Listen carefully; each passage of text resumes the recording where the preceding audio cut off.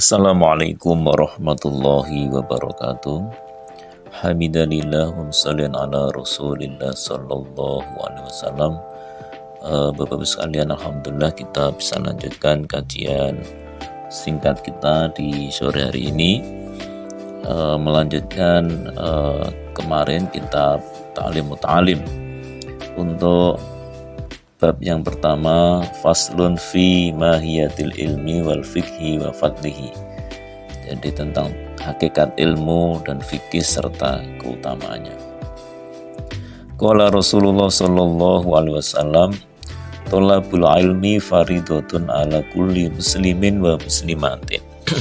Pada bab pertama itu Syekh Zarnuji mengutip hadis Rasulullah bahwa menuntut ilmu adalah fardu ain, wajib bagi setiap muslim dan muslimat. Jadi diberi penegasan bukan hanya muslim saja tapi juga muslimat dari hadis Rasulullah Muhammad SAW.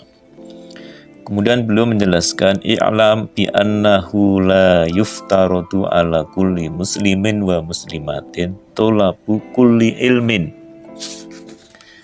Ketahuilah bahwa kewajiban setiap muslim bukanlah lantas menuntut semua ilmu. Jadi bukan berarti terus karena wajib semua ilmu dipelajari, enggak. Bal yuftarodu alaihi tolabul ilmil hal. Tetapi yang wajib, yang harus dipelajari setiap muslim adalah menuntut ilmu hal. Ilmu hal itu ilmu yang menyangkut kewajiban sehari-hari sebagai seorang muslim. Jadi ilmu agama mulai soal tauhid, keimanan, sampai pada hukum-hukum fikih praktis. Ini sejak dini dipelajari. Jadi kalau kemarin pada rekaman sebelumnya, salah satu yang dikritik oleh Imam Ghazali adalah kemunduran umat ini karena umat ini tidak belajar dengan tangga ilmu yang benar. Harusnya anak itu dikenalkan Allah sebelum dikenalkan yang lain. Harus belajar agama termasuk fikih-fikih keseharian sebelum belajar ilmu-ilmu yang lain. Kalau urutan ini dikacaukan, kurikulumnya juga kacau, ya nanti kita akan dapati seperti yang kita saksikan. Tidak sedikit loh ya, ada orang yang sudah dari si ilmu umumnya S1, S2, S3, tetapi fikih-fikih yang dasar tidak dikuasai. Jadi bagaimana tata cara sholat, bagaimana syarat rukunnya, bagaimana hukum fikih tentang puasa, tentang zakat. Ini kan ironis sekali. Itu dalam perspektif kita ya cacat amalnya, karena ya kekacauan dia belajar urutannya tidak tepat. Meski tentu kita berharap ya namanya belajar Islam tidak ada kata terlambat, tetapi yang benar itu sejak awal sebagaimana dalam kitab ini. Jadi kalau kaum muslimin itu wajib belajar itu bukan lantas semua ilmu dipelajari tanpa ada skala prioritas. Jadi yang pertama itu adalah ilmu yang terkait dengan aktivitas sehari-hari seorang muslim. Jadi sebelum mengerjakan sholat, maka fikih sholat harus clear. Fikih sholat dan fikih-fikih yang lain tentang aktivitas sehari-hari.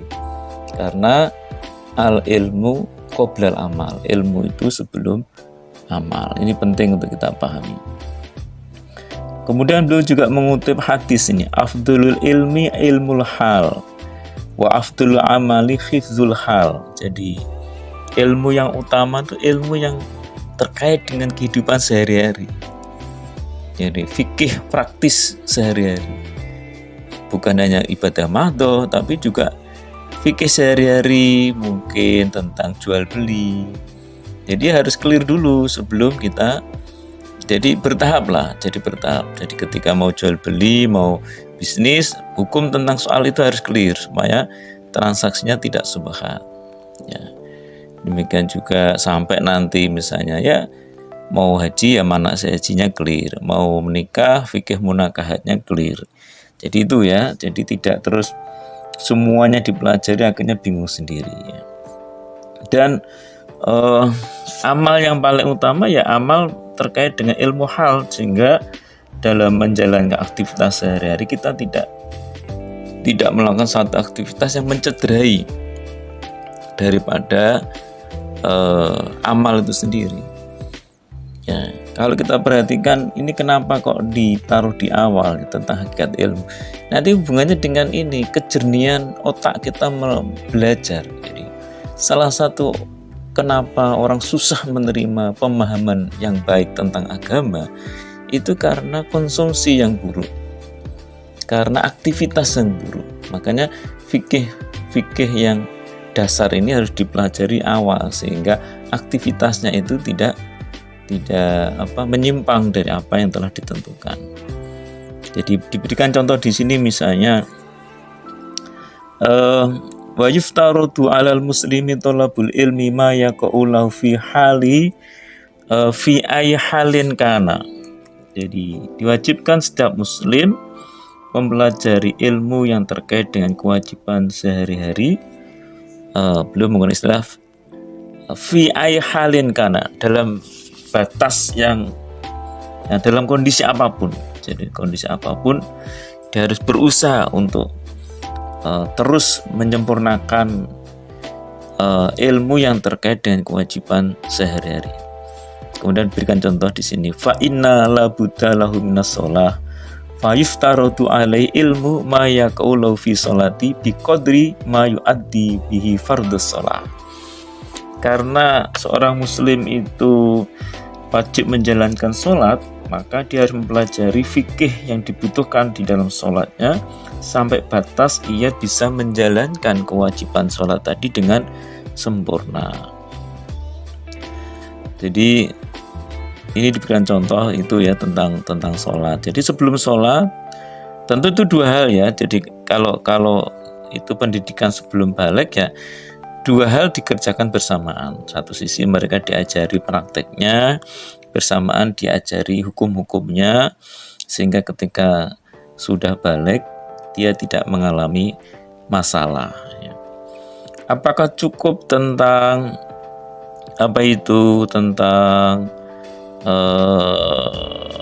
tentang ibadah madhoh?